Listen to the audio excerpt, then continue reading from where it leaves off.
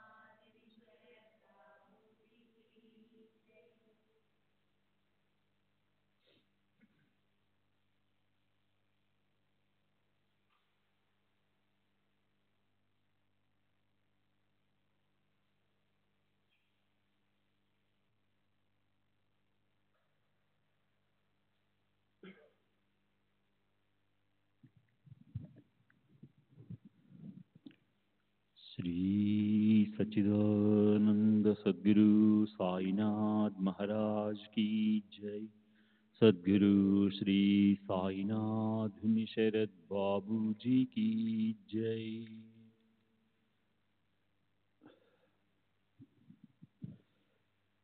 శ్రీ సాయి భక్త అనుభవ సంహిత శ్యామరావు జైకర్ నిన్నటి తరువాయి.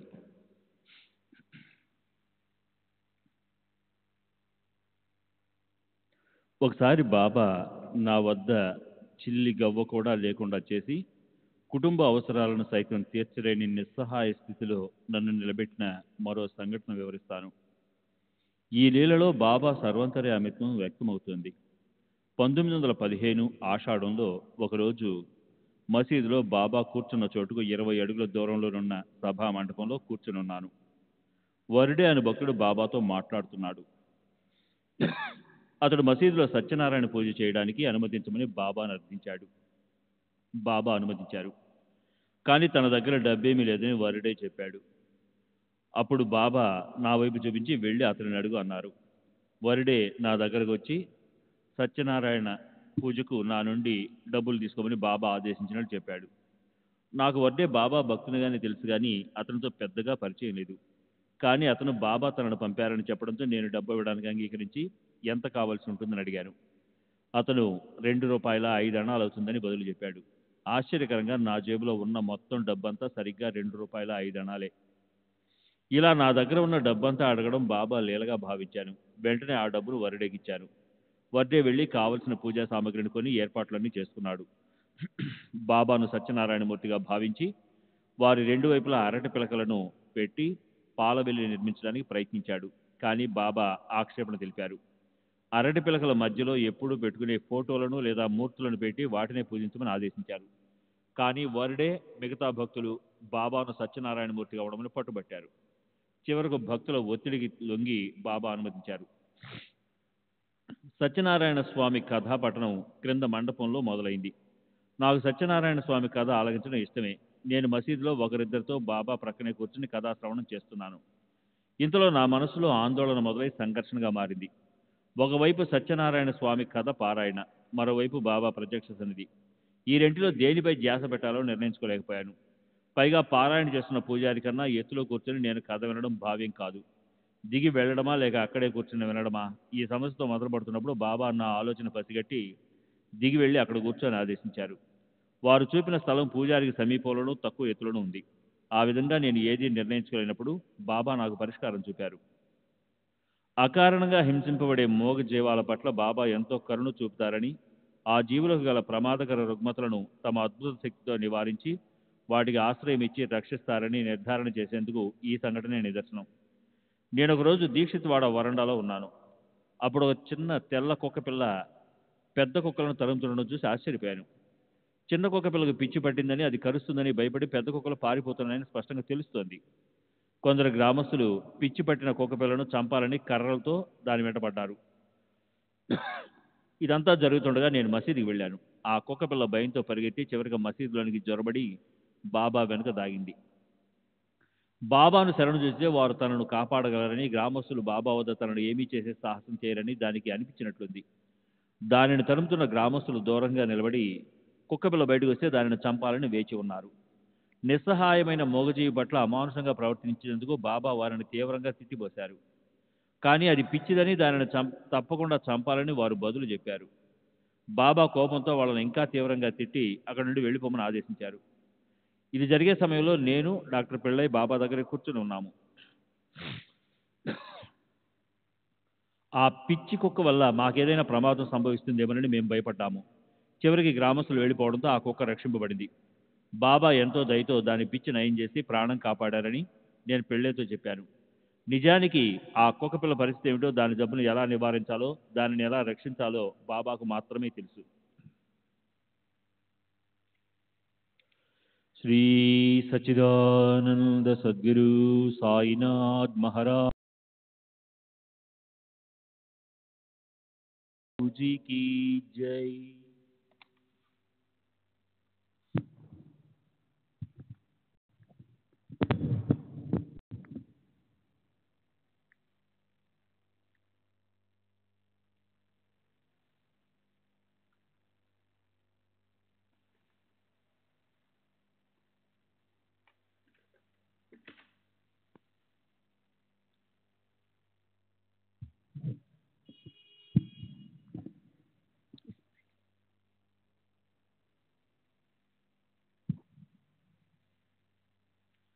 అక్టోబర్ 18వ తేదీ 1936 శ్రీ బాలకృష్ణ వామన్ వైద్య, రిటైర్డ్ రైల్వే ఉద్యోగి, GIP, వయస్సు 58 సంవత్సరాలు, బాంద్రా. నా మొదటి షిరిడి యాత్ర 1910-11లో జరిగింది. నేను నా కుటుంబంతో సహా వెళ్ళి అక్కడ 4-5 రోజులు గడిపాను. బాబా మమ్మల్ని అందరినీ ఎంతో దయతో ఆదరించి ఆశీస్సులు ఇచ్చారు. షిరిడి బయలుదేరక ముందే వారి కృప ప్రకటమైంది. నేను సెలవు మరియు పాసుల కోసం GIP రైల్వే అధికారులకు అర్జీ పెట్టుకున్నాను. కానీ కొన్ని అర్జెంట్ పనులు చేయవలసి ఉన్నందున నాకు సెలవు మంజూరు అవటానికి అవరోధం ఏర్పడింది. అయినప్పటికీ సాయి భక్తుడైన మా హెడ్ గుమస్తా పై అధికారికి నా సెలవు అర్జీ పంపాడు. నాకు సెలవు మంజూరైంది. ప్రయాణంలో కూడా సాయి అనుగ్రహం మాకు లభించింది. మేం కోపురగాం చేరేసరికి చీకటి పడింది. అప్పుడు కోపురగాం నుండి షిరిడీ వెళ్ళే మార్గంలో దోపిడి దొంగల భయం ఎక్కువగా ఉండేది. అందువల్ల మేం మాట్లాడుకున్న టాంగావాడు మమ్మల్ని ఉదయం వరకు అక్కడే ఆగిపోమని చెప్పాడు. కానీ బాబా మనకు తోడున్నారని, వారు మనకు ఏ ఆపద కలగనివ్వరని అతనికి చెప్పి బయలుదేరాము. అప్పుడు మరికొందరు ప్రయాణికులు కూడా మా టాంగాతో పాటు వస్తామని చెప్పారు. ఆ విధంగా మాకు ఆ సమయంలో తోడు దొరికింది. దారిలో మాకు కొన్ని టాంగాలు షిరిడీ నుండి వస్తూ, కొన్ని షిరిడీ వెళుతూ కనిపించాయి. ఇలా దారి దోపిడీ సంఘటనలేమీ జరగకుండా బాబా మాకు సహాయపడి మమ్మల్ని క్షేమంగా షిరిడీ చేర్చారు. మేము షిరిడీలో దిగేటప్పటికి రాత్రి 1 గంట అయింది. సాటేవాడాలో బస చేశాము. మరుసటి రోజు సంకష్ట చతుర్థి కాపున ఉపవాసం ఉండాలి. అందుకని ఈరోజు నిరాహారంగా ఉండకుండా నాతో పాటు ఏదో కొంత పలహారం చేయమని బలవంతం చేసి నా కుటుంబ సభ్యుల చేత తినిపించాను. తర్వాత మేము నిద్రపోయాము. మరుసటి ఉదయము బాబా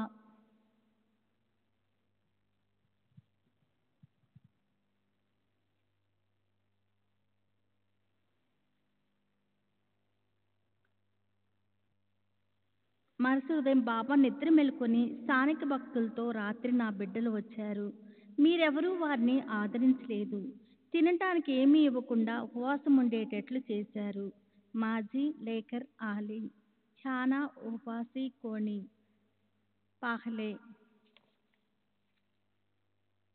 పహలే నహి కాళకేతలే నాహి ఛానా ఉపాసిని టేవేలే అని కోపంగా అరిచి వారి అక్కడి నుండి తరిమివేశారు. ఇది ఒక అర్థంలో సరైనదే. ఉపవాసం ఉండే రోజు భోజనం చేయకుండా పలహారం మాత్రం తీసుకుంటాము. రాత్రి మేము భోజనం చేయలేదు, పలహారం మాత్రం తీసుకున్నాం.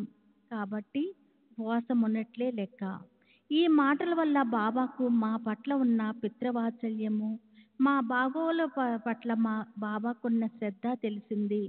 ఆ భక్తులు వచ్చి మాకు బాబా అన్న మాటలు చెప్పి మేము రాత్రి పలహారం తీసుకున్న సంగతి బాబాకు తెలియజేయమని, మాకు ఆదరణ లభించిందని చెప్పమని అభ్యర్థించారు. తర్వాత మేము మసీద్కి వెళ్ళి బాబాను దర్శించినప్పుడు వారితో అలాగే చెప్పాము. బాబా నన్ను చూస్తూనే నీకు మంచి జరుగుతుంది, తుజే కళ్యాణి హో ఈల్ అని దీవించారు. మా కుటుంబ సభ్యులందరినీ కూడా అలాగే ఆశీర్వదించారు. తర్వాత ఒకరోజు మేమున్న వాడాలో భోజనం తయారు చేసుకున్నాము. మధ్యాహ్నం బాబా మా బస్కు వచ్చి బాక్రీ బాజీ భిక్ష అడిగారు. నా భార్య వెంటనే వారికి రొట్టె కూర సమర్పించింది. మరొక రోజు ప్రత్యేకంగా బాబాకు నైవేద్యం తయారు చేసి సమర్పించాలని అనుకున్నాము. కానీ ఆ రోజు నైవేద్యం తయారు చేయటం ఆలస్యమైంది. ఈలోగా భక్తులందరూ నైవేద్యాలు మసీదుకి తీసుకెళ్లి బాబా ముందుంచారు. బాబా మా నైవేద్యం కొరకు ఎదురు చూస్తూ భక్తులను వేచి ఉండమన్నారు. నేను నైవేద్యం తీసుకుని వెళ్ళిన వెంటనే దానిని తమకు దగ్గరగా ఉంచమని చెప్పి తర్వాత మాకు ప్రసాదం ఇచ్చి ఆశీర్వదించారు. బాబాకు మా పట్ల ఉన్న కృప ఆదరణ తెలుపుతాను. మేం బయలుదేరేటప్పుడు బాబా వద్దకెళ్ళి నా కుటుంబంతో సహా నాసిక్ వెళ్ళటానికి అనుమతించమని వేడుకున్నాను. నాసిక్ వెళ్ళు. అసలు నాసిక్ వెళ్ళటం ఎందుకు? అక్కడ ప్లేగు వ్యాపించి ఉంది, వెళ్ళవద్దు. మీ పిల్లల్ని తీసుకొని మీరు వచ్చిన దాన్నే ఇంటికి తిరిగి వెళ్ళండి అన్నారు. నేను షిరిడీలో ఉన్న 3-4 రోజుల్లో ఒకరోజు మాధవరావు దేశపాండేతో మాట్లాడుతూ బాబా ఫోటోను బాబా చేతుల మీదుగా తీసుకొని ఇంట్లో పూజలో పెట్టుకోవాలనే కోరికను వ్యక్తపరిచాను. ఆ ప్రక్కనే ఉన్న బాబా వెంటనే నన్ను ఒక ఫోటోను తెచ్చుకోమని చెప్పి దాన్ని వారి చేతి స్పర్శతో పునీతం చేసి నాకు ఇచ్చారు. నేను ఆ ఫోటోను ఈనాటికి నిత్యం పూజిస్తుంటాను. వారిని పూజించకుండా నేను భోజనం కూడా చేయను. మా తిరుగు ప్రయాణం అప్పుడు కూడా బాబా మాకు మార్గం చూపి మమ్మల్ని రక్షించారు. మేము వారి అనుమతి కోసం వెళ్ళినప్పుడు మీరు ఇప్పుడు బయలుదేరటం మంచిది అన్నారు. మేము వెంటనే టాంగా మాట్లాడుకొని బయలుదేరాము. మా టాంగా కోపర్గాన్ స్టేషన్ చేరేసరికి మేము ఎక్కవలసిన రైలు ప్లాట్ఫారం మీద విడిచి వెళుతూ ఉంది. అలా రైలు తప్పిపోవడం మంచి శకునంగా అనిపించలేదు. మేము ఆ రాత్రి కొన్ని గంటలు స్టేషన్లోనే గడిపి మరుసటి ఉదయం మన్మాడ్ రైలు ఎక్కాము. అప్పుడు తెలిసిన విషయం ఏమంటే, ముందు సాయంత్రం బొంబాయి వెళ్లేందుకు మేము ఎక్కవలసిన రైలు ప్రమాదానికి గురి అయిందని, ఫలితంగా ఒక బోగి నుజ్జయిందని, బాబా నిరంతరము తమ బిడ్డలపై చూపే కరుణాదృష్టి వలన మేము ఆ ఆపద నుండి రక్షించబడ్డాము. శ్రీ సచ్చిదానంద సద్గురు సాయినాథ్ మహారాజ్ కి జై. సద్గురు శ్రీ సాయినాథుని శరత్ బాబూజీకి జై. మేము షిరిడీలో ఉన్నప్పుడు ఒక విచిత్ర సంఘటన జరిగింది. బాబా భక్తుడు ఒకతను నా దగ్గరకు వచ్చి, నాకు కొంత డబ్బు ఇవ్వండి, మీకు చందనం ఇస్తాను అన్నాడు. అలా అడగటం నాకు కోపం తెప్పించి ఇవ్వనన్నాను. అతను తిరిగి వెళుతుండగా ఎందుకో నేను మనసు మార్చుకుని వెనక్కి పిలిచి, నీకు కొన్ని నాణాలు ఇస్తాను, చందనం ఇవ్వు అన్నాను. కానీ అతను నిరాకరించి బాబా నుండి తనకు అలాంటి ఆదేశాలు లేవన్నాడు. వెంటనే నేను బాబా దగ్గరికి వెళ్ళి జరిగిన విషయమంతా చెప్పాను. వారు విని సరే అన్నారు. నేను 1912లో రెండవసారి షిరిడీ వెళ్ళాను. ఈసారి నేను నా కుటుంబ సభ్యులతో కాక 2 ఆఫీసు స్నేహితులతోటి వెళ్ళాను. నాకు కలిగిన దురదృష్ట సంఘటనలు, ఇతర బాధలు, విపత్తుల గురించి బాబాకు విన్నవించుకోవాలని తలచాను. కానీ వారు నేను చెప్పదలిచిన విషయాన్నంతా ముందే గ్రహించినట్లు నన్ను చూసిన వెంటనే నిశ్చితంగా ఉండు, భయపడకు అన్నారు.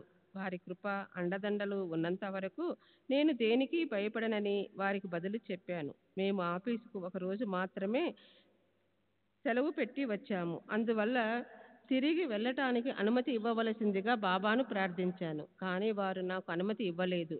బాబా నాకు ఏ ఆపద రాకుండా చూసుకుంటారు అని తెలుసు కాబట్టి నేను షిరిడీలోనే ఉంటానని నా స్నేహితులతో చెప్పాను. అనుమతి లేకుండా ఆఫీసుకు హాజరు కాకపోతే ఉద్యోగం ఊడుతుందని నా స్నేహితులు భయపడ్డారు. కానీ నేను ఉండిపోవటం చూసి బాబా మీద భారం వేసి వారు కూడా నాతోనే ఉండిపోయారు.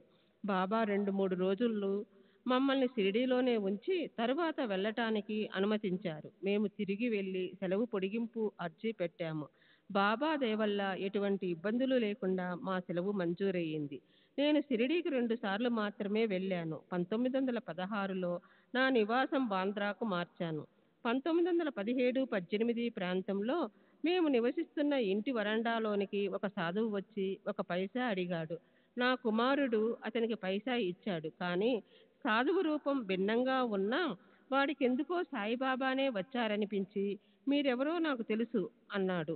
వారు శ్రీ సాయిబాబా ఆహే గాగేయ కరుం నవ నేమ్ అన్నారు. ఈ మాటలు విన్న వెంటనే నేను వరండాలోనికి వచ్చి వారి పాదాలకు నమస్కరించాను. తరువాత ఇంటిలోనికి రమ్మని ఆహ్వానించాను. వారు లోనికి వచ్చారు. నేను తిరిగి పాదాభివందనం చేశాను. ఆ సాధువు, నీకు తృప్తిగా ఉందా అని అడిగారు. నేను ఉందని చెప్పాను. తర్వాత వారు సీదా వస్తువులు, గోధుమ పిండి మొదలైనవి అడిగారు. నేను సమర్పించాను. నేనెప్పుడు నీతోనే ఉన్నాను, నీవు షిరిడీ రావాల్సిన అవసరం లేదు అని చెప్పి ఆశీర్వదించి వెళ్ళిపోయారు. ఇది 1917-18 ప్రాంతంలో జరిగింది. ఆ తర్వాత నేనెప్పుడూ షిరిడీ వెళ్ళలేదు. ఇన్ని సంవత్సరాలలో మాకెన్నో దురదృష్టకర సంఘటనలు, సమస్యలు వచ్చాయి. కానీ బాబా నా వెంటే ఉండి వాటిని ధైర్యంగానూ సంతోషంగానూ ఎదుర్కొని పరిష్కరించుకునే శక్తిని ప్రసాదించారు. శ్రీ సచ్చిదానంద సద్గురు సాయినాథ్ మహారాజ్ కి జై. సద్గురు శ్రీ సాయినాథుని శ్రీ సచ్చిదానంద సద్గురు సాయినాథ్ మహారాజ్ కి జై.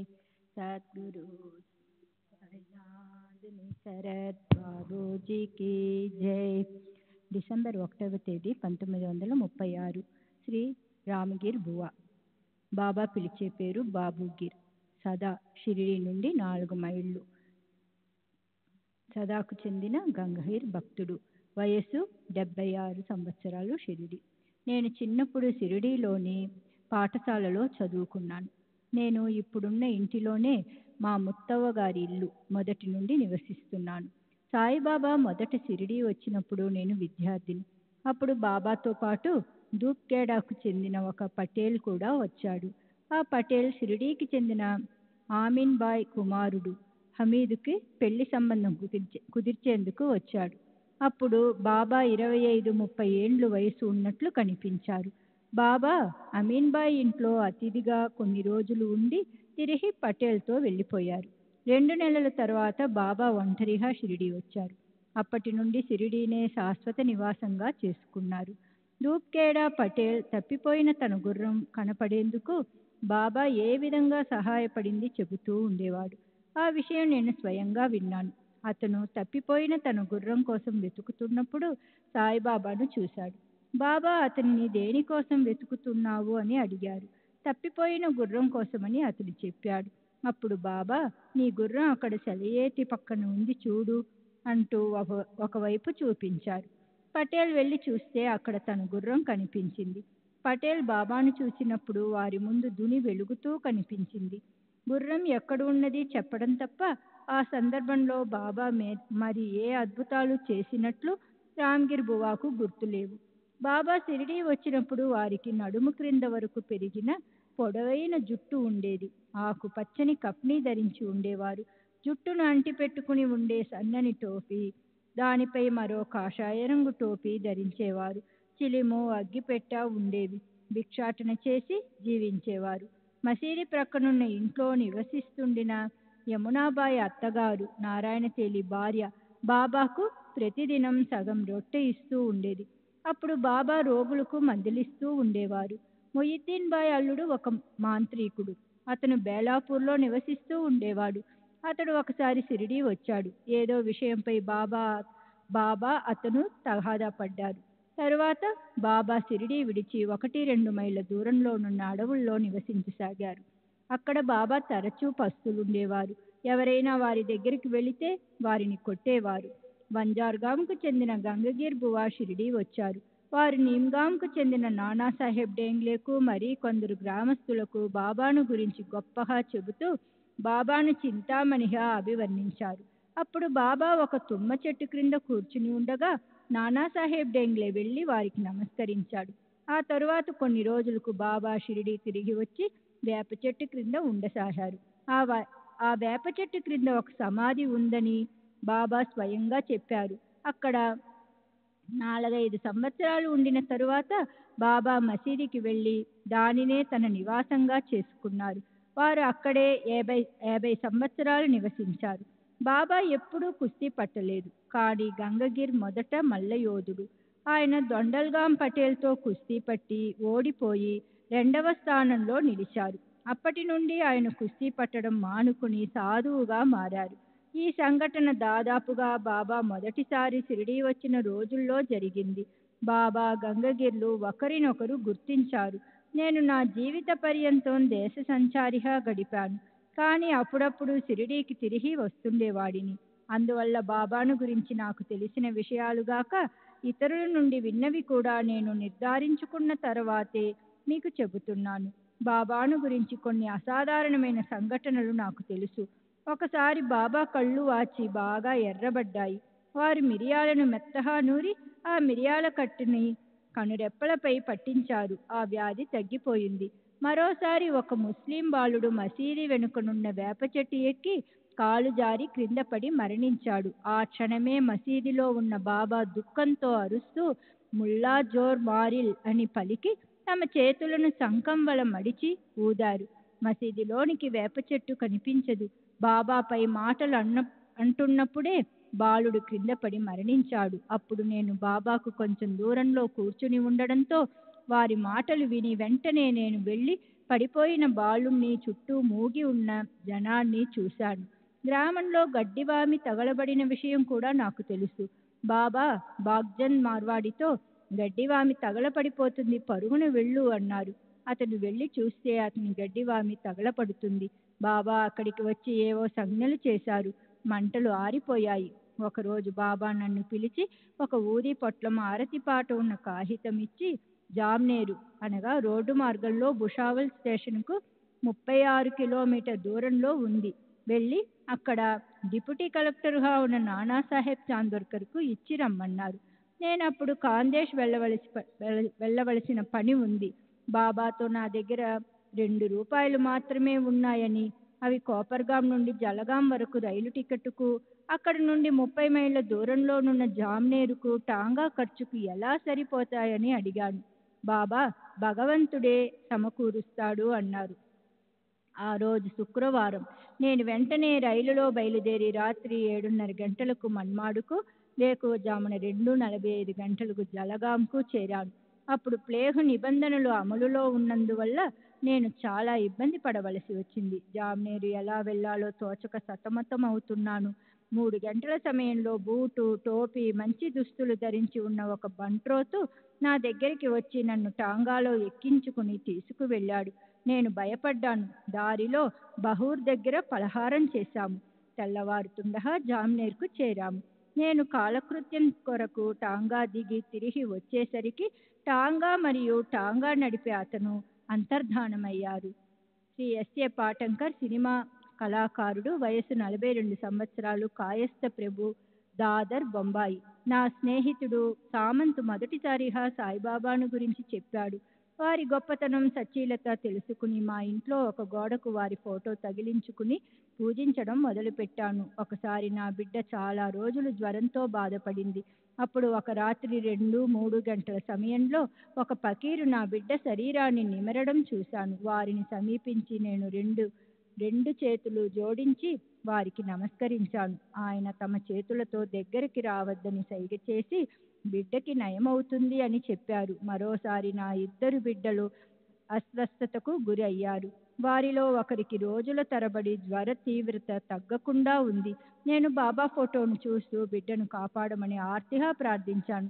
తరువాత థర్మామీటర్ తీసుకెళ్లి బాబా ఫోటోపై ఉంచి, బాబా, మీరు మా బాగోగులు చూస్తున్నది నిజమే అయితే ఈ బిడ్డలు ఎందుకు ఇలా అస్వస్థతకు గురి అయ్యారు? నేను ఇప్పుడు ఈ థర్మామీటర్తో బిడ్డ జ్వరాన్ని పరీక్షిస్తాను.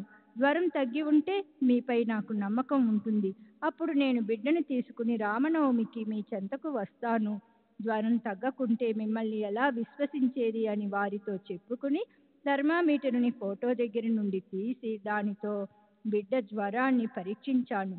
బిడ్డ జ్వరం తగ్గిపోయి నార్మల్కు వచ్చి ఉండటం చూసి నేను ఎంత ఆశ్చర్యపోయి ఉంటానో మీరు ఊహించవచ్చు. శ్రీ సచ్చిదానంద సద్గురు సాయినాథ్ మహారాజ్ కీ జై. సద్గురు శ్రీ సాయినాథ్ నిసరత్ బాబూజీ కీ జై. శ్రీ సచ్చిదానంద సద్గురు సాయినాథ్ మహారాజ్ కీ జై. సద్గురు శ్రీ సాయినాథుని శరత్ బాబూజీ కీ జై. రఘుజీ పాటిల్, డిసెంబర్ 6వ తేదీ 1936. శ్రీ రఘుజీ గణపత్ షిండే పాటిల్, రిటైర్డ్ రెవెన్యూ పటేల్ మరియు భూస్వామి. వయస్సు 65 సంవత్సరాలు, షిరిడి.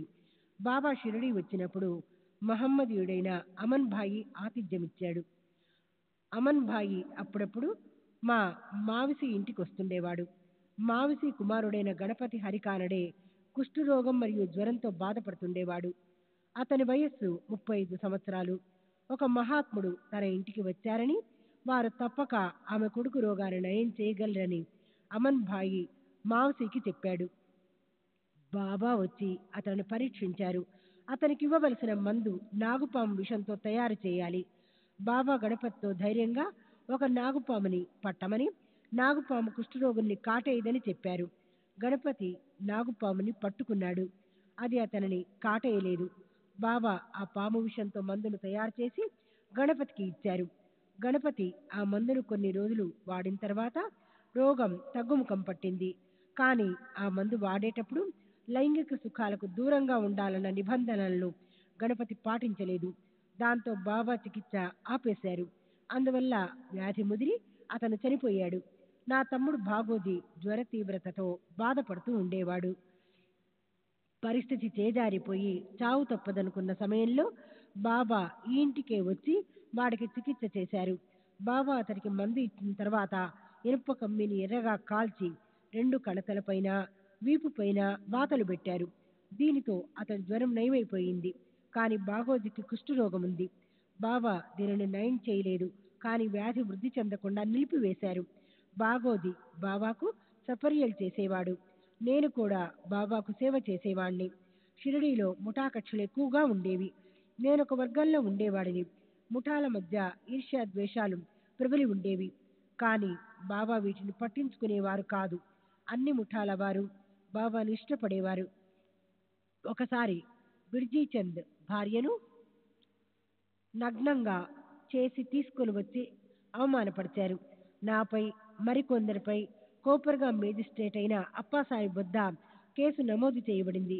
కేసు విచారణ జరుగుతున్నప్పుడు ఒకరోజు హరిసీతారాం దీక్షిత్ నన్ను విడుదల కాకుండా చూడమని బాబాను అర్థించాడట.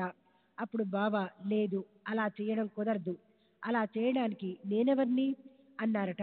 ఆ విచారణలో మాలో ఒక్కరిని తప్ప మిగిలిన వారందరినీ దోషులుగా తీర్మానించి 4 నెలల కారాగార శిక్ష విధించారు.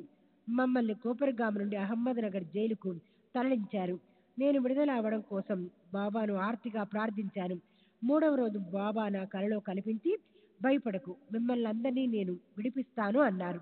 నేను నిద్రలో ఏడుస్తూ ఉండగా చూసిన జైలు సిపాయి నన్ను తట్టి లేపాడు. మర్నాటి ఉదయం ధూమాలు వచ్చి అప్పీలు చేసి మమ్మల్ని అందరినీ విడుదల చేయించాడు.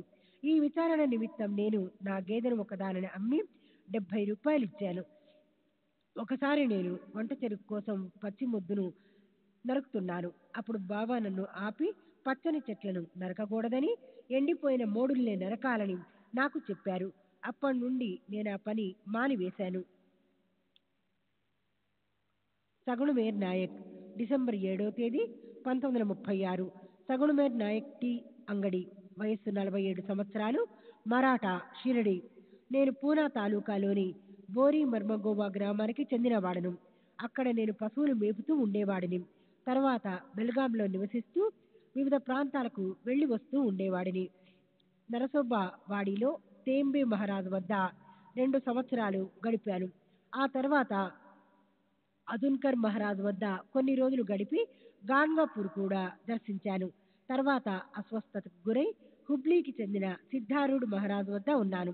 ఆ తర్వాత బయలుదేరి రామేశ్వరము, పండరీపురం మొదలైన క్షేత్రాలు దర్శించి 1911-12లో ఇక్కడికి అంటే షిరిడి వచ్చాను. బాబా నన్ను చూసి నేను సిద్ధారూఢ్ మహారాజ్ దర్బార్ నుండి వచ్చిన విషయాన్ని సూచిస్తూ, నీవొక గొప్ప దర్బార్ నుండి వచ్చావు అన్నారు. నేను షిరిడీకి వచ్చిన 5 నెలల తర్వాత తిరిగి వెళ్ళడానికి బాబా అనుమతిని కోరినప్పుడు, ఏదో ఒకటి చేసుకుంటూ ఇక్కడే ఉండు, భగవంతుడు నిన్ను అనుగ్రహిస్తాడు అన్నారు. నేను బాబా మాట ప్రకారం షిరిడీని నా శాశ్వత నివాసంగా చేసుకున్నాను. అప్పటి నుండి నేను టీ పలహారముల అంగడి నడుపుతూ దాంతో పాటు బాబా ఫోటోలు, ఆరతి పుస్తకాలు, పూజా ద్రవ్యాలు మొదలగునవి అమ్ముతూ జీవనం సాగిస్తున్నాను. బాబా కృప వలన నేను అభివృద్ధి చెందుతూ వచ్చాను. నాకు ఏ ఆపద రాకుండా కాపాడుతూ ఉండమని బాబాను ప్రార్థించాను. వారు అలాగే కాపాడతానన్నారు. నేను మసీదులో దీపాలకు నూనె పోయడం వంటి చిన్న చిన్న పనులు చేస్తూ ఉండేవాడిని. నేను 1911-12లో షిరిడీ వచ్చినప్పుడు బాబా అద్భుత శక్తులను గూర్చి చాలా రుజువులు దొరికాయి. హైదరాబాద్కు చెందిన ఒక వైశ్య షావుకారు బాబా భక్తుడు. అతను బాబాను దర్శించడానికి షిరిడీ బయలుదేరాడు.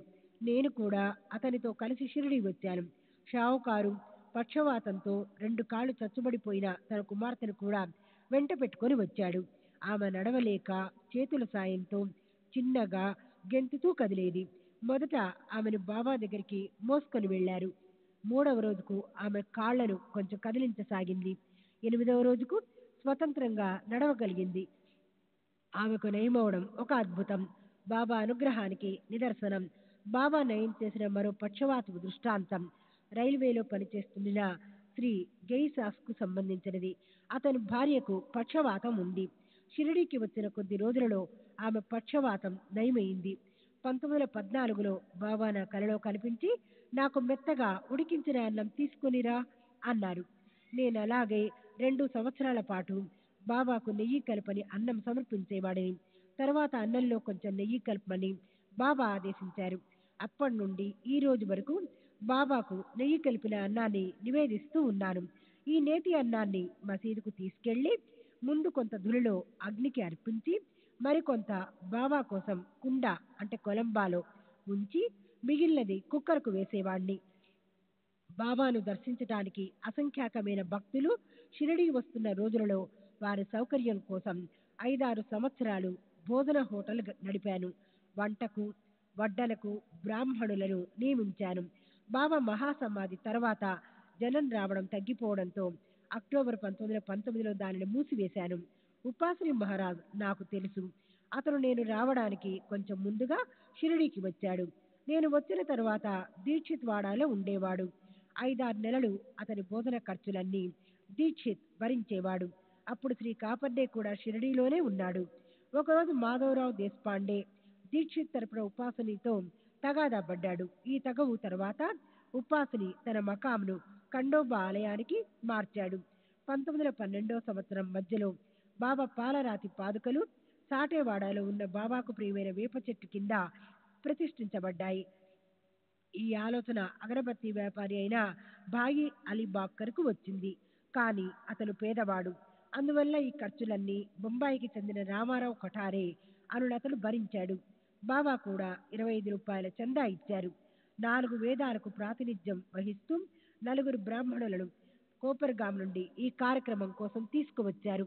స్థానికుల్లో బాలాసాహెబ్ బాటే, దాదా కేల్కర్, బాపు సాహెబ్ జోగ్, ఉపాసని మహారాజ్ ఈ ప్రతిష్టాపన కార్యక్రమంలో ప్రముఖ పాత్ర వహించారు. బాబా ప్రతిదినం పంచే ఆహారంపై ఆధారపడి వందలాది మంది షిరిడీలో నివసిస్తూ ఉండేవారు. వారిలో మార్తాండ్ అనే ఒక పిచ్చి బ్రాహ్మణుడు ఉండేవాడు.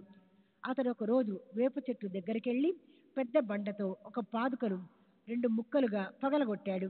ఆ తర్వాత పార్వతి మహాదేవుని ఆలయానికి వెళ్లి అక్కడి విగ్రహాలను తాత్యాకోతే పాటల సూచన మేరకు ప్రతిష్ఠించబడిన విగ్రహాలను కూడా పగలగొట్టాడు. భక్తులు బాబా దగ్గరకు వెళ్లి పగలగొట్టిన పాదుక స్థానంలో మరొక పాదుక తయారు చేయించి ప్రతిష్ఠించమంటారా అని అడిగారు. బాబా దానికి అంగీకరించక అన్నశాంతి మాత్రం జరిపిస్తే చాలునని చెప్పారు. బాబా ఆదేశం మేరకు 200-300 మందికి అన్నదానం చేయబడింది. ఆ రోజులలో ప్రతిదినం 200 మందికి పైగా జనం భోజనం కోసం వేచి ఉండేవారు. శ్రీ సచ్చిదానంద సద్గురు సాయినాథ్ మహారాజ్ కీ జై. సద్గురు శ్రీ సాయినాథుని శరత్ బాబూజీ కీ జై.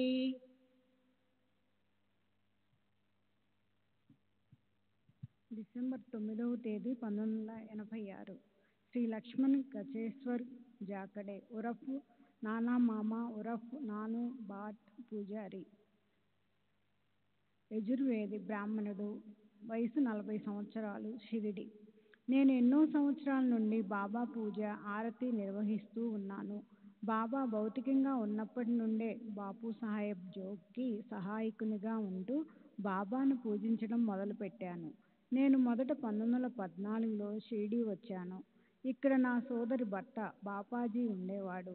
అప్పుడప్పుడు నేను షిరిడీ వచ్చి వారిని చూసి వెళ్తూ ఉండేవాడిని. నేను సగన్మేర్లో ఉండగా ఒక రాత్రి బాబా నా కల్లో కనిపించి, అబ్బాయి నిద్రపోతున్నావా? నీవు ఇక్కడ ఉండవద్దు, షిరిడీ వచ్చేయి. షిరిడీలో ఎంతో ఆనందం ఉన్నది అన్నారు. మరుసటి ఉదయం బాపాజీ తండ్రి మా ఊరు వచ్చాడు. అతను నన్ను తనతో షిరిడీ రమ్మని, తనకు సహాయంగా ఉండమని ఆహ్వానించాడు. నేను షిరిడీ వెళ్ళి కొన్ని రోజులు అతనితో ఉన్నాను. నేను నా జీవనోపాధికి ఊరూరు తిరిగి భిక్ష చేసేవాడిని. మందిరంలో బాబా పూజకై బాపు సాహెబ్ జోగుకు సహాయపడేవాడిని. ఇలా 1-2 సంవత్సరాలు ఉచితంగా సేవ చేసిన తర్వాత సాయిబాబా కమిటీ వారు నన్ను శాశ్వత పూజారిగా నియమించారు. డిసెంబర్ 6వ తేదీ 1936 శ్రీ లక్ష్మణ్ భట్ జోషి, షిరిడి. నేను చిన్నప్పుడు బాబా దగ్గర ఉన్నప్పుడు ఆధ్యాత్మిక విషయాల గురించి ఆలోచించేవాడిని కాదు. అందువలన సాయిబాబా మాట్లాడిన మాటలు, ప్రవచనాలు ఏవి మీకు చెప్పలేను. నేను మాధవ్ పస్లే మసీదులో చిన్న చిన్న పనులు చేస్తూ ఉండేవాళ్ళం. రాధాకృష్ణ హాయి చెప్పిన పనులు కూడా చేసేవాళ్ళం. మేము చావడిలో బాబాతో పాటు నిద్రించేవాళ్ళం. ఎవ్వరూ బాబాతో ఉండేందుకు వీలులేని సమయాల్లో కూడా మేము వారితోనే ఉండేవాళ్ళం. బాయ్, కట్టెలను ఇటు తీసుకురా ఆ తొట్టెతో నీళ్లు తీసుకురా అంటూ బాబా పనులు చెప్పేవారు. బాబాకు నిత్యం భక్తులు సమర్పించే తినుబండారాలను మాకు పంచిపెట్టేవారు. వాటితో మాకు ప్రతిదినం విందు భోజనమే. బుట్టలు బుట్టలుగా పండ్లు వస్తూ ఉండేవి. అప్పుడప్పుడు వాటిల్లో కొన్ని మేము దొంగిలించే వాళ్ళం. ఒక్కొక్కసారి దొంగిలిస్తున్నప్పుడు బాబా మమ్మల్ని పట్టుకొని మరీ ఎక్కువగా తీసుకోకండిరా అని హాస్య ధోరణిలో అనేవారు. తరచూ బాబా నన్ను తిట్టేవారు. 1-2 సార్లు తమ చేత్తో కొట్టారు కూడా. అప్పుడప్పుడు వారు నా కోసం కబురు పెట్టడం కూడా జరిగేది. రాత్రుళ్ళు చావడిలో ఉన్నప్పుడు బాబా గను తుకారాం పాటలు పాడు అని అడిగేవారు. నాకు సంగీతం బాగా రాకపోయినా ఎలాగో పాడేవాడిని. బాబా పాటల్లోని రాగాన్ని, భావాన్ని రెండింటినీ ఇష్టపడేవారు. అప్పుడప్పుడు మేము హాస్య ధోరణిలో కూడా మాట్లాడుకునేవాళ్ళం. బాబా గను ఏమంటున్నాడ్రా అని అడిగేవారు. రెహమా నజరా కరో అబ్ మోరే సాయి అని పాటను హాస్యయుక్తంగా పాడేవాడిని. ఒక్కొక్కసారి ఎవరూ లేని సమయాల్లో అర్ధరాత్రి దాటిన తర్వాత బాబా పారవస్యంతో కబీరు పాటలు పాడుతుండేవారు. ఆ పాటల వివరాలేమిటో నాకిప్పుడు గుర్తులేదు. బాబా నివారించిన వ్యాధుల గురించి నేను చాలా వరకు మర్చిపోయాను. కొన్ని మాత్రం గుర్తున్నాయి. దగుడుబాయి కుష్ఠరోగం కొంతవరకు తగ్గించారు. తర్వాత ఆ వ్యాధి వృద్ధి కాకుండా నిలిపివేశారు. అంతేకాని పూర్తిగా నయం చేయలేదు. కానీ బాబా సమాధి అనంతరం సుమారు 1922లో బొంబాయికి చెందిన డాక్టర్ రాణే గారి భార్య మరాఠీ మహిళ యొక్క వ్యాధి నివారణ వివరాలు నాకు బాగా గుర్తున్నాయి. ఆమె తన భర్తతో పాటు షిరిడీ వచ్చి 4-5 రోజుల పాటు, ఒక్కొక్కసారి సంవత్సరం పాటు కూడా ఇక్కడ గడిపేది. ఆమె ప్రతిదినం బాబా అభిషేక తీర్థంతో స్నానం చేసి శరీరంపై ఉన్న పుండ్లన్నిటిపై ఊది రాసేది. ఒక్కొక్కసారి బకెట్ నిండా తీర్థాన్ని బొంబాయి తెప్పించుకునేది. 2 సంవత్సరాల తర్వాత ఆమె వ్యాధి పూర్తిగా నయమైంది. అంతకుముందు పప్పు గింజలంత పుండ్లు శరీరమంతా వ్యాపించి శరీరం రంగు కూడా మారిపోయి ఉండేది. వ్యాధి నయమైన తర్వాత శరీరపు రంగు పూర్వస్థితికి వచ్చింది. తర్వాత డాక్టర్ రాణే చాలా సంవత్సరాలు ఇక్కడికి రాలేదు. 10 సంవత్సరాల గుజరాతీ అమ్మాయికి క్షయవ్యాధి నివారణమైన విషయం కూడా నాకు తెలుసు. మొదట్లో అమ్మాయిని బాబా దగ్గరికి మోసుకొని పోవలసి వచ్చేది. కొన్ని రోజుల తర్వాత ఆమె నడవగలిగింది. తర్వాత ఆమె ఆరోగ్యం చాలా వరకు మెరుగుపడినది. ఇది బాబా సశరీరులుగా ఉండగా జరిగిన సంఘటన. గుడ్డివారికి చూపు ప్రసాదించిన దృష్టాంతాలేమీ నాకు జ్ఞాపకం లేవు. అప్పుడు బాబాను దర్శించేందుకు వచ్చే భక్తులు అసంఖ్యాకంగా ఉండేవారు. భక్తులు వసతి కోసం అవస్థలు పడేవారు. ఒక చిన్న గదికి నెలకు 4 రూపాయల చొప్పున చెల్లించేవారు. ఇప్పుడు పూర్తి ఇంటికి కూడా అంత మొత్తం చెల్లించరు. అంతటి జన సందోహంలో బాబా దగ్గరికి ఎవరెవరు వచ్చేది, వారి వివరాలు, వారు పొందిన అనుభవాల గురించి నేను తెలుసుకోవాలనుకోలేదు. అకాల మరణాలను తప్పించిన దృష్టాంతాలు నాకు గుర్తులేవు. కొందరు తమ ఘనతను చాటుకోవడానికి జరగని అనుభవాల గురించి లేక జరిగిన అనుభవాలను ఎక్కువ చేసి చెప్తుంటారు. అలాంటి వారు ఇక్కడ కూడా ఉన్నారు. వాటిని మనం లక్ష్య పెట్టకూడదు. శ్రీ సచ్చిదానంద సద్గురు సాయినాథ్ మహారాజ్ కీ జై. సద్గురు శ్రీ సాయినాథుని శరత్ బాబూజీ కీ జై.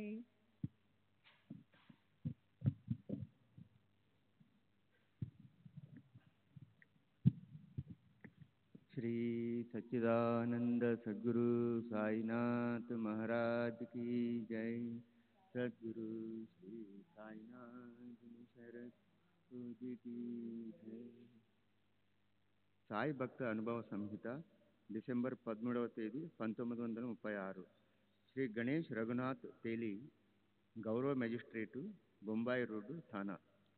నేను సాయిబాబాను దర్శించడానికి 1914-15లో షిరిడి వెళ్ళాను. బాబా నన్ను 1 రూపాయి 2 అణాలు 6 పైసలు ఇవ్వు అని దక్షిణ అడిగారు. నా జేబులో సరిగ్గా వారు అడిగినంత పైకం మాత్రమే ఉంది. బాబా ఆ మొత్తమే అడగటం వారి సర్వజ్ఞతకు నిదర్శనం. నేను ఆ మొత్తాన్ని బాబాకు సమర్పించాను. అప్పుడు నాతో పాటు చంద్రబాయి అనే నర్సు ఉంది. బాబా ఆమెను 6 రూపాయల 7 దక్షిణ అడిగారు. చిత్రంగా ఆమె దగ్గరున్న మొత్తం కూడా అదే. ఆమె కూడా ఆ మొత్తాన్ని బాబాకు సమర్పించింది. తర్వాత అదే రోజు తిరిగి వెళ్ళడానికి అనుమతి కోరాము. బాబా ఆమెతో కొన్ని రోజులు ఉండకూడదా అన్నారు. తాను వేరే చోట ముందుగా నిర్ణయించుకున్న కార్యక్రమాల ప్రకారం వెళ్ళవలసి ఉందని ఆమె చెప్పింది. ఆ రాత్రే మేము షిరిడి విడిచి వచ్చాము. అదే రాత్రి ఆమె ఇంటిలో దొంగలు పడి 500 రూపాయలు విలువగల ఆస్తిని దోచుకుపోవడమే గాక ఇంటిలోని వస్తువులను కూడా ధ్వంసం చేశారు. నాకు బాబాతో ఉన్న అనుభవం ఇదొక్కటే. నేను కేవలం వారి దర్శనం కోసమే షిరిడి వెళ్ళాను. బాబా నాకు వారిపై నమ్మకాన్ని కలిగించారు. అది చాలు. నేను షిరిడి నుండి తిరిగి వచ్చిన సంవత్సరం లోపే నాకు ఒక కొడుకు పుట్టాడు. వాడి పేరు నాను. డిసెంబర్ 14వ తేదీ 1936. శ్రీ రామచంద్ర వాసుదేవ్ గైసాస్, రిటైర్డ్ పోస్టల్ ఉద్యోగి, ఆర్ఎంఎస్ రికార్డు గుమాస్తా, సెలక్షన్ గ్రేడ్, వయస్సు 58 సంవత్సరములు, కొంకణ బ్రాహ్మణుడు,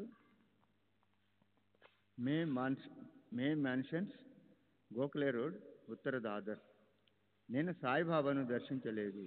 నేను మన్మాడులో తపాలా శాఖలో ఆర్ఎంఎస్ పని చేస్తుండేవాడిని. శ్రీ కాకా సాహెబ్ దీక్షిత్ నాకు పరిచయం ఉంది. ఆయన మా పొరుగు ప్రాంతానికి వచ్చినప్పుడు నాకు సాయిబాబాను గురించి చెబుతుండేవారు. ఒకరోజు దీక్షిత్ బాబా తనను షిరిడీకి రమ్మని పిలిచారని, అందుకే షిరిడి వెళుతున్నానని చెప్పారు. నేను బాబా భౌతికంగా లేరు కదా, వారు మిమ్మల్ని ఎలా పిలవగలరు అని ప్రశ్నించాను. ఆయన నీవు తెలుసుకుంటావులే అని చెప్పి నాకు బాబా ఫోటో ఒకటి ఇచ్చారు. ఈ సంఘటన జరిగిన కొన్ని నెలల తరువాత నా భార్య ప్రసవానంతరం అనారోగ్యానికి గురి అయింది. ఆమె కోలుకుంటుందనే ఆశ కోల్పోయాము. ఇది జరిగి ఇప్పటికీ 13 సంవత్సరాలైంది. నేను ఆమె కోసం బాబాను ప్రార్థించి ఆమె బ్రతుకుతుందా అని అడిగాను. 1-2 రోజుల తరువాత నాకు ఒక కల వచ్చింది. ఆ కలలో నేను మరియు షేక్ కాబూలా అను మహమ్మదీయుడు ఒక పడవలో ఉన్నాము. పడవ కళ్యాణ్ దగ్గరున్న సముద్రపు పాయలో ఉంది.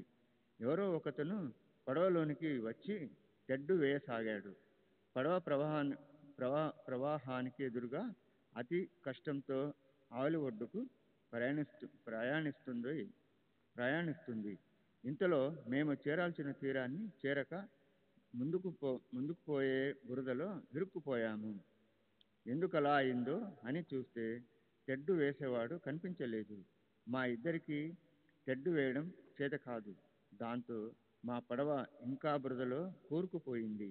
కానీ చివరికి పడవ ఎలాగో ఒడ్డుకు చేరింది. ఈ కలను బట్టి నా భార్య బ్రతుకుతుందని, అయితే కొంతకాలం మాత్రం బాధపడవలసి వస్తుందని ఊహించాను. ఆ కల వచ్చిన రోజు నుండి ఆమె కొద్దిగా కోలుకోవడం మొదలుపెట్టింది. డాక్టర్ పరీక్షించి ఆమెకు ప్రమాద స్థితి తప్పిపోయిందని, క్రమేణా ఆరోగ్యం మెరుగవుతుందని చెప్పాడు.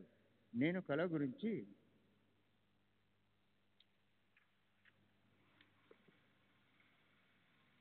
దీక్షిత్తుతో చెప్పాను. బాబా శశీరులుగా లేకున్నా ఈనాటికి జీవించే ఉన్నారని నా సమాధి మాట్లాడుతుంది అని తామిచ్చిన హామీని బాబా ఇప్పటికీ అమలు చేస్తూనే ఉన్నారని దీక్షిత్ చెప్పారు.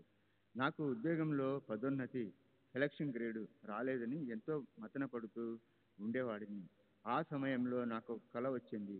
కలలో నేనొక వ్యక్తితో ఆర్థిక విషయాల గురించి మాట్లాడుతున్నాను. అకస్మాత్తుగా మరొక వ్యక్తి మా ముందుకు వచ్చి, ఇతడు కోరేదేదో ఇవ్వవచ్చును కదా, ఇతడిని 3 జతల వంకీలు తయారు చేయించమని చెప్పు అని నా ఎదుట వ్యక్తితో అన్నాడు. అలాగే, మీరు చెప్పినట్లు చేస్తాను. అని నా ప్రక్కనున్న వ్యక్తి జవాబు చెప్పిన మరుక్షణం మూడవ వ్యక్తి అంతర్ధానమయ్యాడు. ఇతర అనుభవాలు కళలో చెప్పిన విధంగానే ఈ కళ విషయం కూడా నేను దీక్షిత్కు చెప్పి దాని అంతరార్థం వివరించమన్నాను. దీక్షిత్ ఆ మూడవ వ్యక్తి బాబా అని చెప్పారు. సాధారణంగా ఎవరైనా 2 వంకలే కదా ధరించేది, మరి బాబా 3 జతల వంకెలు ఎందుకు అడిగారని సందేహం వ్యక్తం చేశాను. బాబా దత్తావతారమని, వారికి 3 శరీరాలు ఒకటిగా ఉంటాయని, అందుకే 3 జతల వంకీలు అడిగారని దీక్షిత్ వివరించారు. నేను వెంటనే 3 జతల వెండి వంకీలు తయారు చేయించి వాటిని ప్రాణ ప్రతిష్ఠ చేసి నేను నిత్యం పూజించే పెట్టెలో పెట్టాను. ఆ తర్వాత 4 రోజులకు నాకు పదోన్నతి లభించింది. నేను ఏ గ్రంథం పారాయణ చేయాలో తెలియని స్థితిలో ఉన్నప్పుడు బాబా కలలో కనిపించి 53 భిక్షగా ఇవ్వు అని అడిగారు. నేను పేదవాడిని కాబట్టి 53 రూపాయలు సమర్పించలేక ప్రతి నెల నా జీతం నుండి 53 కాణీలు, ఆనాలో 4వ వంతు బాబాకు ఖర్చు పెట్టేవాడిని. ఇలా 4 నెలలు చేశాను. తర్వాత ఈ కళ గురించి దాబోల్కర్ను సంప్రదించాను. బాబా భిక్షగా అడిగింది 53 రూపాయలు కాదని, 53 అధ్యాయాలున్న పాత ప్రామాణిక గురుచరిత్ర పారాయణ చేయమని ఆ కళ సూచిస్తుందని దాబోల్కర్ వివరణ ఇచ్చారు. దాంతో నేను ఆ గ్రంథాన్ని పారాయణ చేయడం ప్రారంభించాను.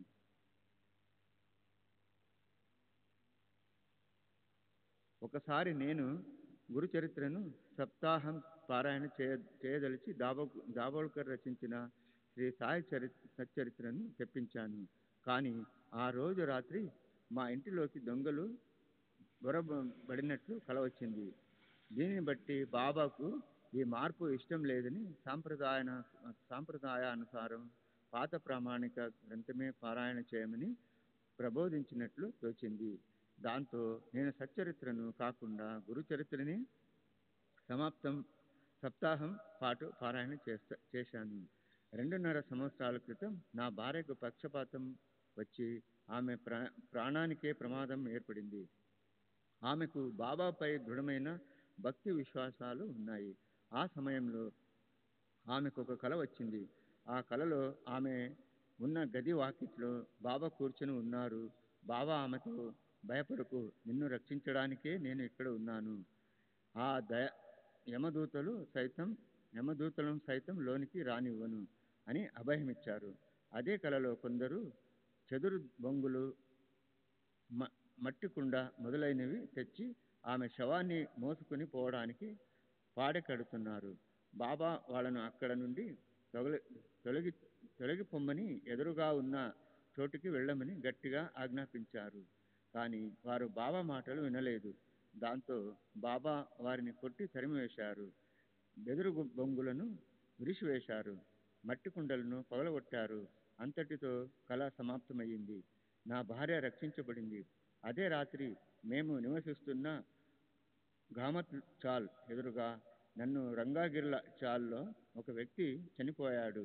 ఇలా నా భార్యను మృత్యువు నుండి బాబా కాపాడారు. తర్వాత ఆమె కోలుకుంది. దీక్షిత్ నన్ను బాపు సాహెబ్ అని పిలిచేవాడు. నేను సాధారణంగా సాయి భక్తులకు చేయగలిగిన సహాయం అందించేవాడిని. షిరిడి వెళ్ళడానికి, తిరిగి రావడానికి రైలులో, బస్సులో టికెట్లు సమకూర్చడం వంటి పనులు చేసి పెడుతూ ఉండేవాడిని. సాయిలీలా మాసిక్ పత్రికలో ఒక సంఘటన ప్రచురితమయ్యింది. ఆ సంఘటనలో ఒక భక్తుడు నా ద్వారా బాబా సహాయం పొందినట్లు రాయబడింది. నేను షిరిడి వెళ్ళినప్పుడు ఆ భక్తుడు నన్ను గుర్తుపట్టి బాపు సాహెబ్ అని సంబోధించి పలకరించాడు. శ్రీ సచ్చిదానంద సద్గురు సాయినాథ్ మహారాజ్ కీ జై. సద్గురు శ్రీ సాయి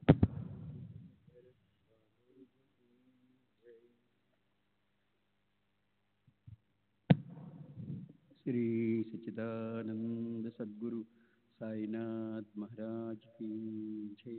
సద్గురు శ్రీ సాయినాథ్ మునిసర్ బాబూజీ కీ జై. మార్చి 8వ తేదీ 1938 శ్రీ అమోల్ చంద్ చంద్రభాన్ సేట్ షావుకారు, వయసు 30 సంవత్సరములు, రహత. మీకు మొదట మా వంశ వృత్తాంతాన్ని గురించి క్లుప్తంగా చెబుతాను. మా నాన్న చంద్రభాన్ సేటుకు 2 సోదరులు. పెద్దవాడు రామచంద్ర సేట్, చిన్నవాడు బిర్జీ చంద్ సేట్. మా పెదనాన్నగారి కుమారుడు కుషాల్ బాబు, చిన్నాన్నగారి కుమారుడు ప్రేమ్చంద్. మా నాన్న 13/12/1911లోను, మా పెదనాన్న 1860లోను మరణించారు. మా పెదనాన్న కుమారుడు కుశాల్ బాబు నాకన్నా 47 సంవత్సరముల పెద్దవాడు. ఆయన కూడా 15/11/1918లో 62వ ఏట చనిపోయారు. ఇప్పుడు ఆయన భార్య ఒంటరిగా అహ్మద్నగర్లో జీవిస్తోంది. మా చిన్నాన్న కుమారుడు ప్రేమ్చంద్ బిరిచంద్ రహతేకర్ 60 సంవత్సరాలు, షావుకారు, ఔరంగాబాద్లోని షాగంగ్లో ఉంటున్నాడు. ఇతనికి బాబా గురించి తెలుసు. నా దగ్గర మా నాన్నగారికి కుశాల్ బాబు ఫోటోలు ఉన్నాయి. శ్రీ సాయిబాబా మా ఇంటికి ప్రక్కనే ఉన్న మా సోదరుడు కుశాల్ బాబు ఇంటికి వస్తుండేవారు. సమాజ్ చంద్రానికి 3 రోజుల ముందు కూడా ఇక్కడికి వచ్చి వెళ్ళారు. వారు అప్పుడు ఆరోగ్యంగానే ఉన్నట్టు కనిపించారు. బాబా మా ఇళ్లలో కొద్దిగా పలహారం చేసి 15-30 నిమిషాలు కూర్చొని వెళ్ళిపోయేవారు. ప్రస్తుతం శిథిలమైపోయి ఉన్న చావడిలో, రహతాలో సాయిబాబా కొన్ని నెలలు నివసించినట్టు, అంతకుముందు ఆలీ, బహుశా అక్బర్ అలీ అని ముస్లిం సాధువుతో అహ్మద్నగర్లో నివసించినట్లు మా అన్న కుశాల్ బాబు చెప్పాడు. ఈ విషయాన్ని దృఢపరుస్తూ సాయిబాబా అక్బర్ అలీతో ఉండగా తాను చూశానని, వారు అహ్మద్నగర్ నుండి రహతా వచ్చి ఇక్కడ కొన్ని రోజులు ఉండి తర్వాత షిరిడీ వెళ్లారని దౌలు సేట్ చెప్పారు. అక్బర్ అలీ అహ్మద్నగర్లో కింగ్స్ గేట్ వద్ద ఉన్న బారా ఇమాం కోట్లాలో నివసించేవాడు. వారి ఫోటో అహ్మద్నగర్లోని వాడియా పార్క్ దగ్గర ఉన్న రహటేకర్ మిల్లులో ఉంది.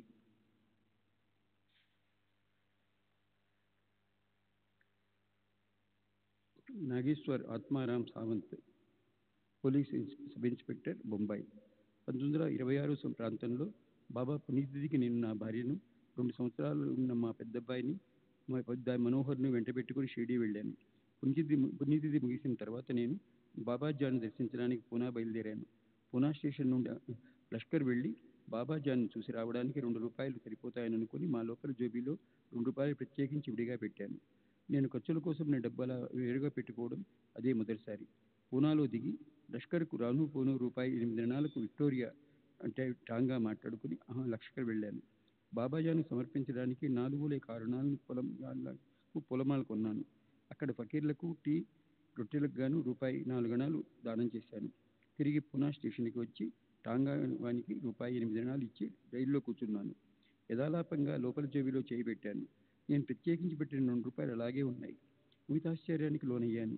టాంగాకు, పూలకు, ఫకీర్లకు టీ కొరకు డబ్బు చెల్లించేటప్పుడు ఈ విషయాన్ని నేను గమనించలేదు. లష్కర్కి వెళ్ళి తిరిగి వచ్చేంత వరకు అయిన ఖర్చులన్నీ లోపల జోబి నుండి తీసి ఖర్చు పెట్టాను. వేరే జోబులో నోట్లు ఉన్నాయి కానీ వాటిని తాకలేదు.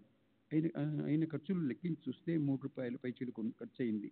అలా నా జోబులో ఉన్న 2 రూపాయలు అంత మొత్తంగా ఎలా వృద్ధయిందా అని నాకు ఆశ్చర్యం వేసింది. 1931-32లో ఒక క్రిమినల్ కేసులో 40గా మామలత్దారు ముందు హాజరు కమ్మని నాకు సమన్లు వచ్చాయి. నేను అలాగే హాజరయ్యాను. కానీ కేసు వాయిదా వేశారు. మరుసటి రోజు వాయిదాకు ఆలస్యంగా అంటే మధ్యాహ్నం 1-1:30 గంటలకు హాజరు కావడానికి కోర్టు నుండి ముందుగానే అనుమతి తీసుకున్నాను. 1 నెల రోజుల తర్వాత తిరిగి సమన్లు వచ్చాయి. దారిలో షిరిడీ దిగి బాబా దర్శనం చేసుకున్న తర్వాత 40గా వెళదామని వాయిదా తేదీకి ముందు రోజే బయలుదేరాను. బాబాను దర్శించి మరుసటి ఉదయం బస్సు ఎక్కాను. కానీ ప్రయాణం ఆలస్యం అవడంతో కోఫర్గాం పట్టణానికి ఉదయం 10:15 చేరాను. కోఫర్గాం స్టేషన్లో నేను ఎక్కవలసిన రైలు ఉదయం 10:30 బయలుదేరుతుంది. మీ స్టేషన్కి వెళ్ళడానికి అక్కడ టాంగా ఏదీ లేదు. నేను యూనిఫామ్లో లేకుండా సాధారణ దుస్తులు ధరించి ఉన్నందున స్టేషన్కి వెళ్లే బస్సుల్లో నన్ను ఎవరు ఎక్కించుకోవడం లేదు. నేను సహాయం కోసం బాబాను ప్రార్థించాను. వెంటనే ఫౌజీదార్ సాబ్ అని ఎవరో పిలిచినట్టు అనిపించి వెనక్కి తిరిగాను. అక్కడ ఒక పోలీస్ కానిస్టేబుల్ మీరు ఫౌజీదారే కదా అని అడిగాడు. అవునని జవాబు ఇచ్చాను. అతను వెంటనే ఒక బస్సు నాపి అందులో నన్ను ఎక్కించి పంపించాడు.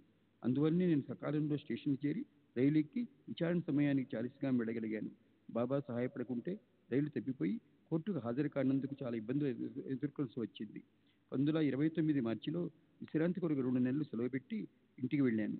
15 రోజులు అక్కడ కులాసాగా గడిచింది. ఒకరోజు వద్దని ఎంత చెబుతున్నా వినకుండా మా నాన్న చేపలు పట్టడానికి వెళ్ళి కొన్ని బతికున్న చేపలను ఇంటికి తెచ్చాడు. చేపలను చంపడం పాపమని, అది బాబా అవిమతం కాదని విరుద్ధమని మా అమ్మతో చెప్పాను. కానీ ఎవరూ నా మాటలు పట్టించుకోలేదు. కాసేపటికి నాకు అకస్మాత్తుగా జ్వరం వచ్చింది. మా అమ్మ నాకేమవుతుందని తల్లడిల్లిపోయింది. అప్పుడు నేను, అమ్మ, నీ బిడ్డ క్షేమం కోసం తవించిపోతున్నావు, మరి చెప్పపిల్లల విషయంలో మాత్రం క్రూరంగా ప్రవర్తిస్తున్నావు. నాకేమీ కాకుండా ఉండాలంటే చేపలను చంపడం మానండి అన్నాను.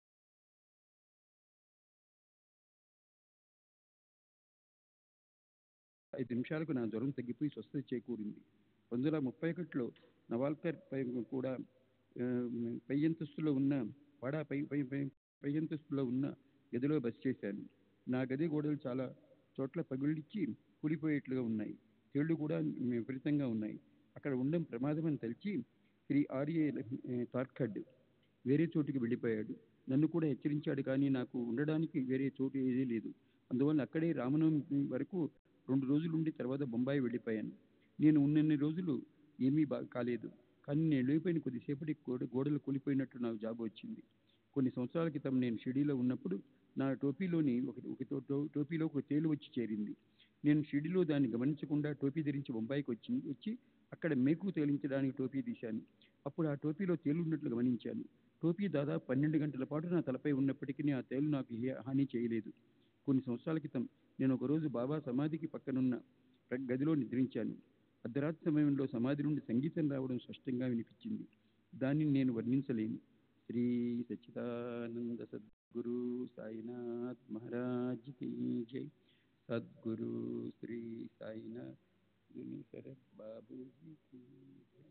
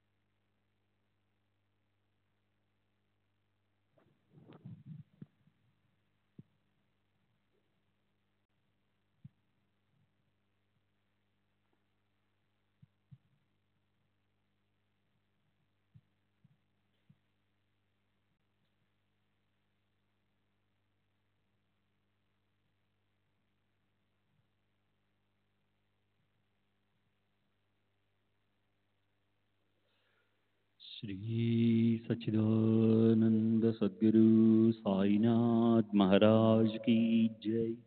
सद्गुरु श्री साईनाथ शरद बाबू जी की जय. साई रहम नजर करना, बच्चों का पालन करना. साई रहम नजर करना, बच्चों का पालन करना. जाना तुमने जगत पसार, सब ही झूठ जमाना. जाना तुमने जगत पसार, सब ही झूठ जमाना. साई रहम नजर करना, बच्चों का पालन करना. साई रहम नजर करना, बच्चों का पालन करना. मैं अंधा हूँ बंदा आपका, मुझसे पथ दिखलाना. मैं अंधा हूँ बंदा आपका, मुझसे पथ दिखलाना. साई रहम नजर करना, बच्चों का पालन करना. साई रहम नजर करना, बच्चों का पालन करना. दासगणों कहे अब क्या बोलूं, थक गई मेरी रसना। दासगणों कहे अब क्या बोलूं, थक गई मेरी रसना। साई रहम नजर करना, बच्चों का पालन करना। साई रहम नजर करना, बच्चों का पालन करना। रहमो नजर करो अब मोरे साई, तुम बिना नहीं मुझे माँ बाप भाई। रहमो नजर करो मैं अंधा हूँ बंदा तुम्हारा, मैं अंधा हूँ बंदा तुम्हारा। मैं ना जानू, मैं ना जानू, मैं ना जानू अल्लाह इलाही। रहमो नजर करो, रहमो नजर करो अब मोरे साई, तुम बिना नहीं मुझे माँ बाप भाई। रहमो नजर करो काली जमाना मैंने गमाया, काली जमाना मैंने गमाया। साथी आखिर का, साथी आखिर का, साथी आखिर का तुम बिना कोई। रहमो नजर करो, रहमो नजर करो अब मोरे साई, तुम बिना नहीं मुझे माँ बाप भाई। रहमो नजर करो अपने मस्जिद का झाड़ू गणो है, अपने मस्जिद का झाड़ू गणो है। मालिक हमारे, मालिक हमारे, मालिक हमारे तुम बाबा साई।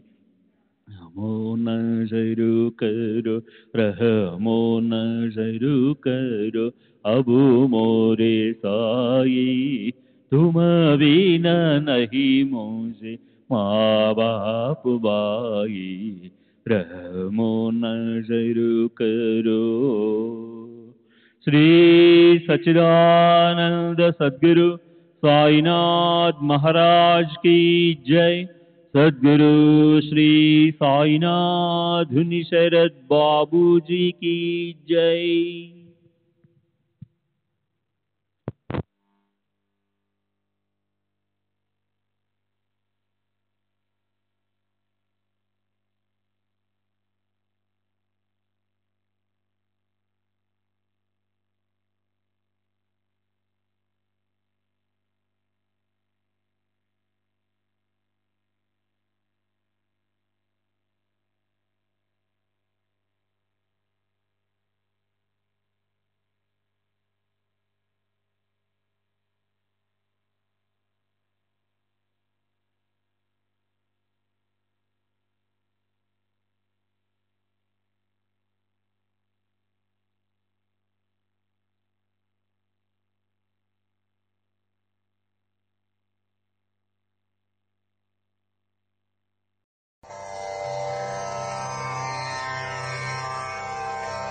श्री सच्चिदानंद सद्गुरु साईनाथ महाराज की जय।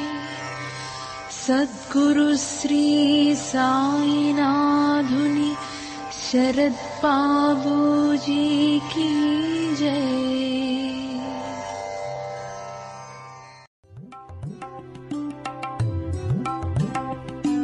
साई बाबा, साई बाबा, साई बाबा, साई बाबा।